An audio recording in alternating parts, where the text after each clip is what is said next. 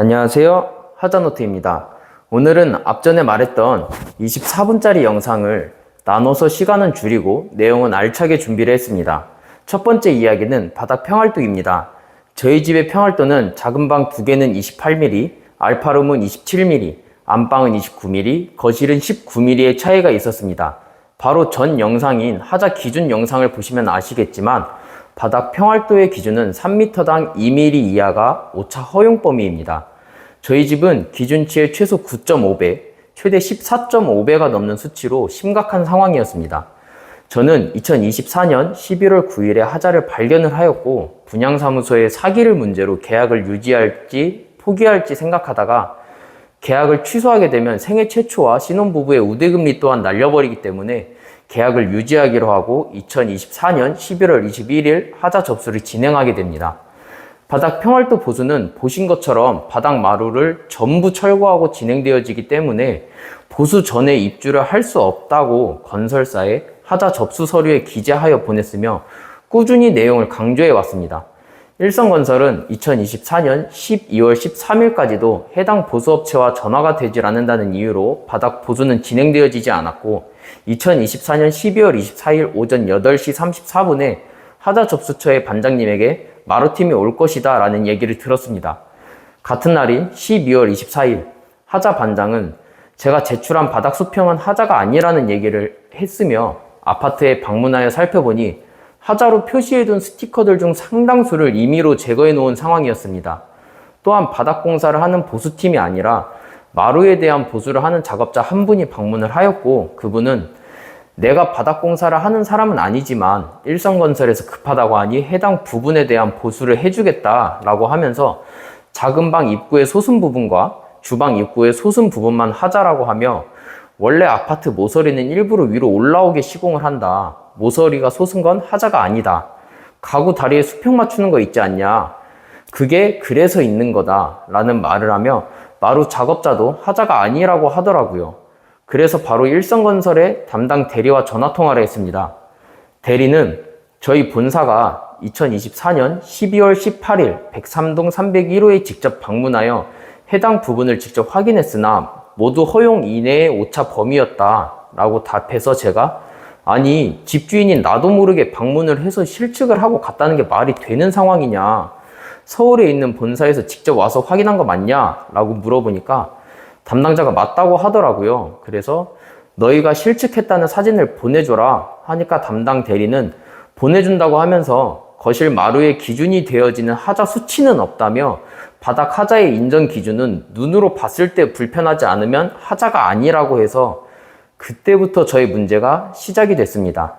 2024년 12월 26일 일성건설에서 저희 집을 직접 실측한 사진을 보내주기로 한 지 2일이 지났음에도 보내주지를 않았고 일성건설에 전화를 하니까 담당 대리가 휴가를 갔다면서 12월 30일까지 기다리라고 하더라고요. 12월 24일 시작한 두 곳의 바닥 하자 보수는 다음 날인 25일까지 마무리하기로 했지만 26일까지도 작업이 완료되지 않아 대신 전화를 받은 CS팀에 말했더니 작업자분이 그래도 신경 쓴다고 25일 크리스마스인데도 불구하고 작업을 하지 않았냐?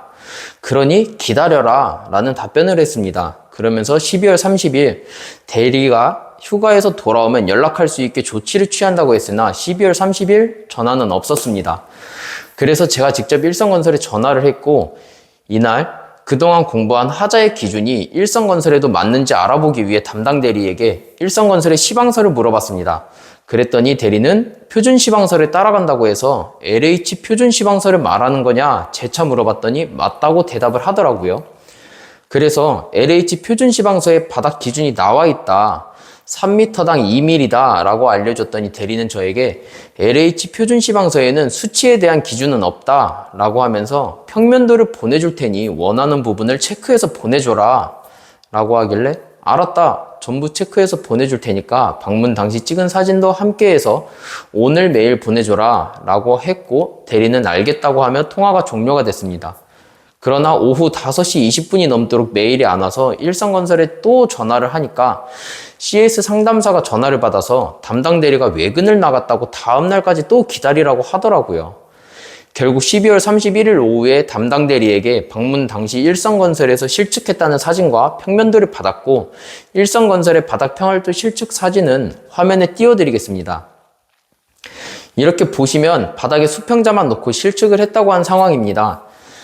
메일을 받은 뒤 대리에게 전화가 와서 평면도에 표기를 해주면 해당 업체에 전달한 뒤 해당 부분들 다 갈아내고 다시 마루 시공하는 걸로 작업을 한다면서 25년 1월 2일 또는 1월 3일에 해당 업체가 방문한다고 하여 24년 12월 31일 밤 12시까지 장사를 하고, 신년인 25년 1월 1일 새벽부터 아파트에 와서 레이저 레벨기를 놓고 바닥을 기어다니며 평면도에 해당 부위를 모두 체크했습니다. 1월 3일 방문한다던 주력건설은 여건이 안 맞아서 가기엔 늦은 것 같고, 1월 10일에 방문한다고 통보를 해와가지고 일성건설은 바닥 하자에 대한 부분을 1월 5일까지 끝내준다고 했다라고 주력건설에 전달을 하니까 그건 불가능하다고 하더라고요. 그래서 1월 6일 사건이 장기화가 될 것 같아 일성건설의 하자보수 계획서를 요청하려 전화를 했는데, 또 CS팀의 상담사가 받아서 담당 대리에게 하자보수 계획서를 작성해달라고 메모를 남겨줘라 라고 했으나 1월 7일까지 대리는 아무런 연락이 없어서 1월 7일에 또 직접 전화를 했습니다. 담당 대리는 하자보수 계획서는 일반인에게 제공하지 않는다. 우리는 한 번도 제공한 적이 없다. 라고 해서 해당 법조항을 알려줬으나 그래도 싫다며 재차 거부를 해서 그럼 우선 주력건설과 보수 방법에 대하여 논의를 한 뒤 다음날 연락을 줘라 하며 통화를 마무리했지만, 다음날 일성건설은 역시나 연락이 없었습니다. 날짜별로 나누면 이 문제만 다뤄도 30분이 넘어가기 때문에 여기부터는 굵게 말씀드리겠습니다. 일성건설은 주력건설에서 방문하여 보수에 대한 답변이 시원치 않거나 제 마음에 들지 않을 시엔 일성건설이 직접 다른 업체와 동업하여 일성건설이 직접 하자보수 계획이나 일정을 자세히 설명해 준다고 했고, 1월 10일 주력건설에서 저희 집에 방문을 해서 본인들의 잘못을 인정하고 전체 마루 철거 및 전체 수평 몰타를 시공한다고 하였으나 공사가 계속 미뤄지더라고요. 그래서 일성건설에 전화를 해보니 주력건설에서 하자보수를 못하겠다며 배째라고 한다. 보증보험을 통해서 처리를 하든지 하려는데 접수해서 진행함으로 빠르면 한 달, 늦으면 2달 그쯤이 될 것 같다 라고 해서 제 피해사항을 또다시 어필을 하였습니다.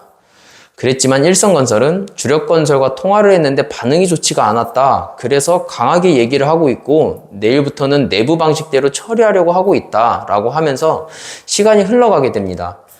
2월에도 하자보수 계획서를 요청하였으나 또다시 거절을 하였고, 제가 납부하고 있는 대출금 및 관리비에 대한 보상은 되냐 라고 물어봤더니 확인하겠다고 했지만 5월이 지나가고 있는 지금까지도 제대로 된 하자보수 계획서와 보상안은 알려주지 않고 있습니다. 저는 1월에 분쟁조정위원회에 접수를 했지만 일성건설은 2월 달에 알게 되었고, 일성건설은 알게 된 뒤로 입주자분께서 분쟁조정위원회에 접수를 하셨으니 그 판정으로 진행될 것이다. 하자보수 계획서 및 손해보상금 또한 판결에 따라 될 것이다 라고 하며 모든 질문에 같은 답변만 했습니다. 그리고 4월 16일 정말 말 그대로 어느 날 갑자기 저희 집 마루를 철거당했습니다.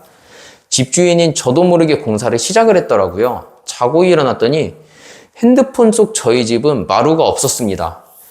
일성건설에 물어보니 내부적으로 검토를 해봤는데 하자 판정이 될 가능성이 높아서 어차피 보수를 해야 되니까 입주자분의 불편을 조금이라도 해소하기 위해 급하게 공사를 하다 보니 연락을 못 드리게 됐다고 하더라고요.